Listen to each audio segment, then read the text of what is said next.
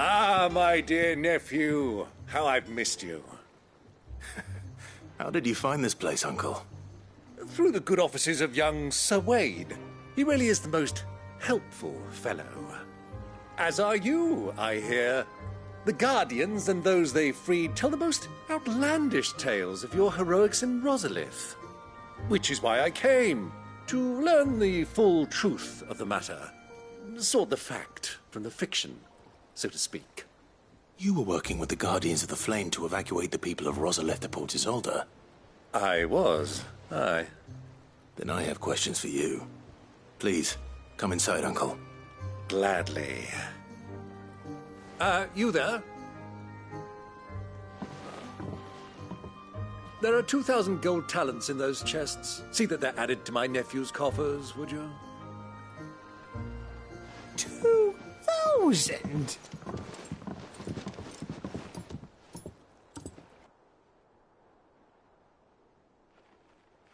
And I'm afraid that is all I know. A fleet sailing south past Port Isolde. Most intriguing. Forgive me for not being able to tell you more. I hadn't the faintest idea Kupka withdrew wounded from Rosalith. Still less that my own nephew dealt the decisive blow. What do you think, Vivian? I think, with this news of the Dhalmekian fleet and recent reports of the Royalists' movements, that the final piece of the puzzle has fallen into place. Come here and I'll show you.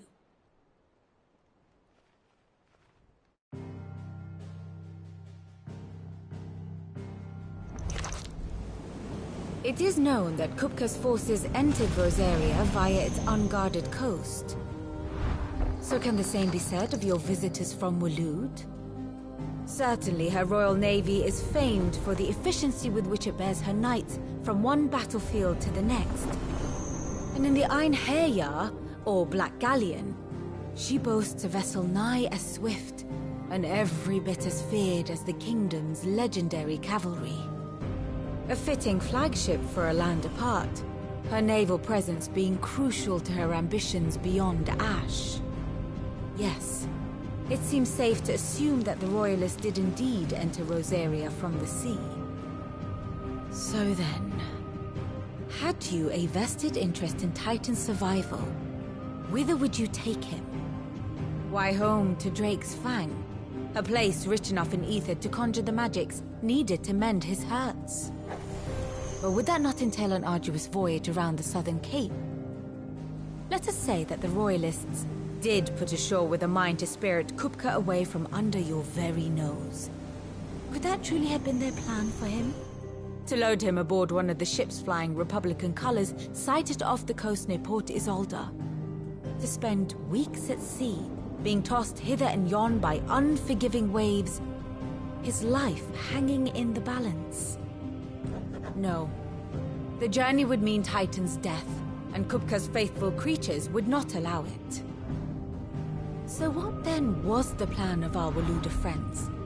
Reports suggest they made not for the coast, but for the desert. And by cutting through the Velcroy, a party traveling light would have Titan back in his bed days before a galley could lurch into port. To wit, it was the Royalists, not the Republicans, who effected Hugo Kupka's safe retreat. I would stake your life on it.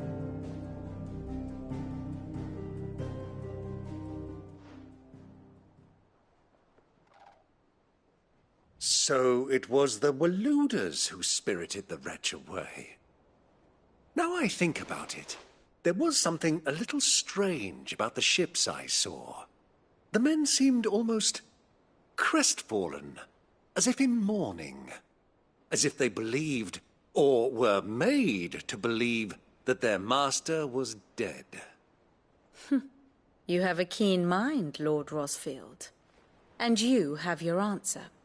To find Kupka, you have merely to follow the Royalist trail across the Velcroy. It may well have gone cold by now, but as they say in the Republic, all roads lead to Drake's Fang. Allow me to accompany you part of the way.